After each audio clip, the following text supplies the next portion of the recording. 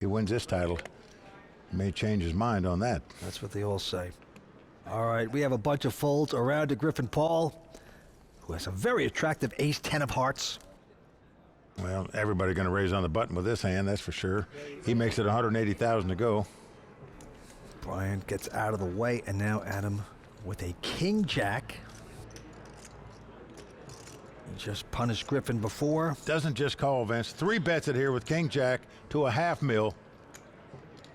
500,000 to bet, and a quick call here by Griffin Paul with just the ace-10.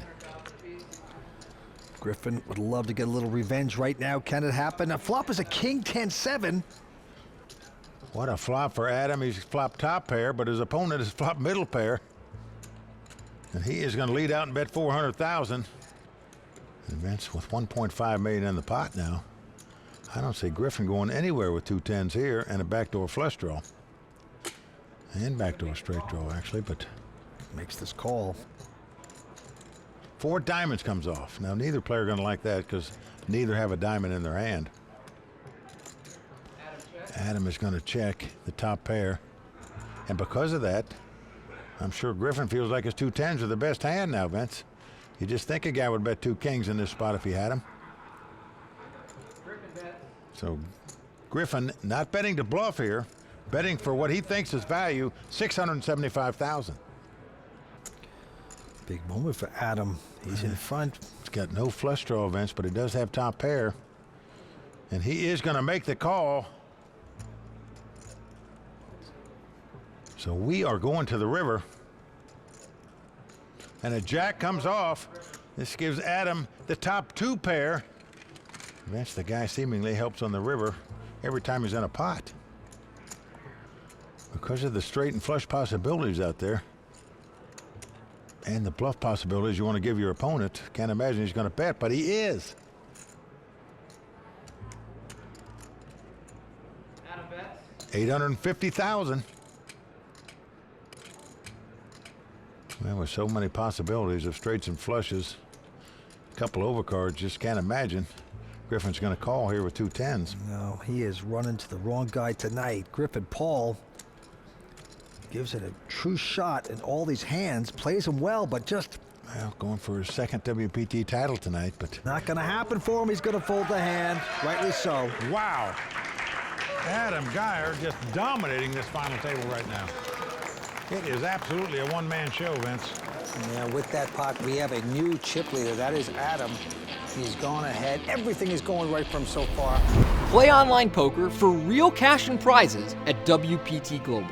Sign up for free today and get a free entry into a $100,000 guaranteed tournament. Hollywood producer, fine poker player, and he's got ace deuce of diamonds. He will just call with it. Right behind him here, Brandon with a queen 9 has made it 1,700. Ben Lamb gonna make this call.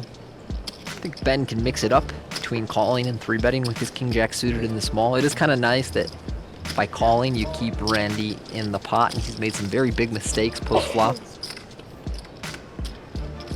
What action? Jackie in there with an ace-10. Caldo calls 10 deuce suited. This is gonna be another fun one. Hope I make a big hand again. I hope I make a huge one, a huge bluff. Randall, after limping, calls the raise, so 5 ways to this flop. Flop is 7-7-10. Now Jackie hitting 10s with an ace.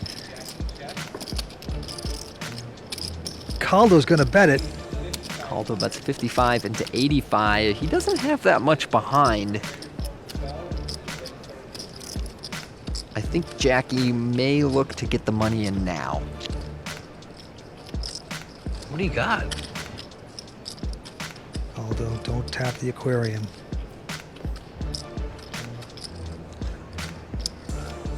That's what can happen. All in. Oh, just all in cover. Yeah, I think he needs to. Yeah, just all in.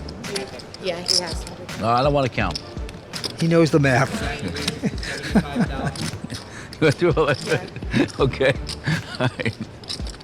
And he's going to make a good laydown with his bad kicker, and he's got to give that up. I don't have a 7, but I kind of call. 140. Carter, the local with ace king of clubs, makes it 140 to go. Everyone going out so far. Around to Brian Altman, who has a pretty decent king jack of diamonds. Call. We'll make the call. First flop. Oh, maybe not. Third flop. Second flop. Third. Carter is a local from Montreal, plays down here at Playground Poker Club all the time. Oh, what a flop. Carter's flop top pair, top kicker. Brian has the nut flush draw and checks. 135. Carter makes 135,000 bet after the flop.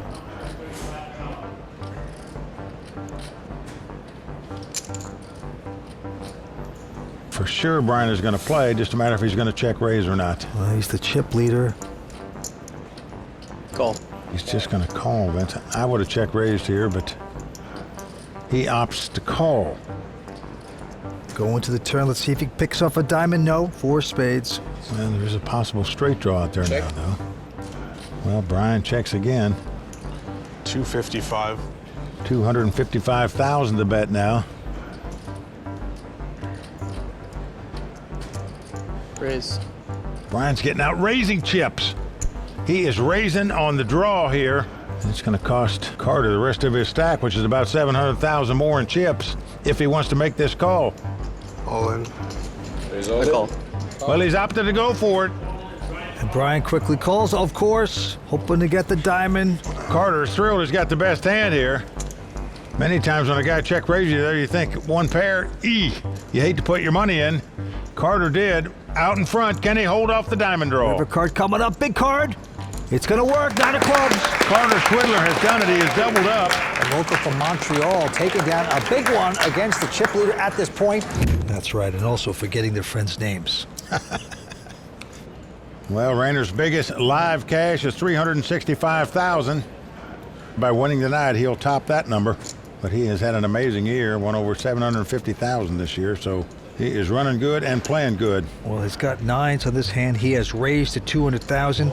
Brian Altman taking a break. Carter Swidler, the local from Montreal, won't play it. And now Jared Mahoney, the 32-year-old, came in as the short stack with a 7-5.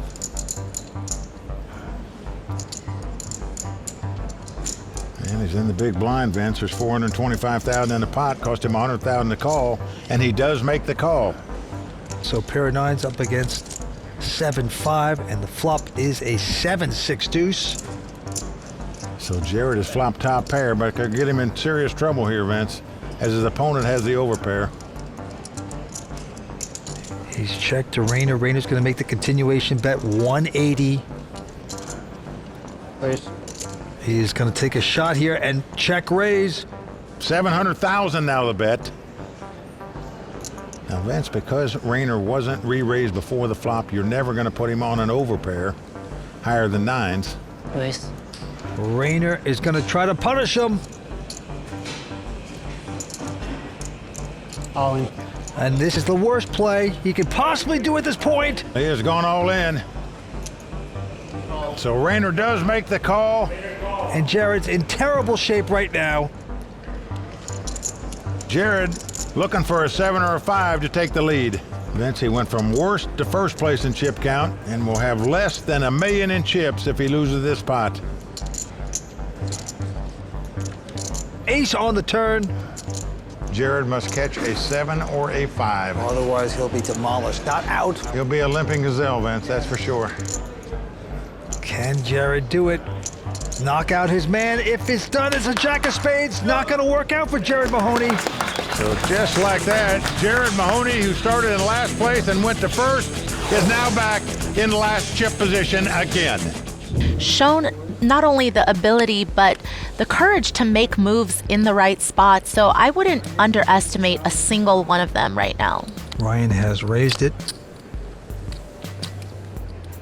And Tony Dunce has a big ace-queen, and he's just going to call it. Here we go with the flop. Big ace-queen 4. So top 2 pair, but there are 3 clubs out there. Ryan with aces as well. Ryan's going to bet 20,000. Ryan happy to have the backup club. A lot of times he will take this pot down right on the flop, but once Tony calls, Ryan realizes that top pair might not be good, especially with the 10 of diamonds coming in on the turn. They go check, check, 9 of diamonds. So finally, Tony's pretty cleared for a value bet, it would seem. And he's getting out the chips. Yeah, he'll bet 80,000, try to get paid off. But Ryan, too smart for that, goes away. So Tony Dunn still on a nice little rush as 4 players remain here.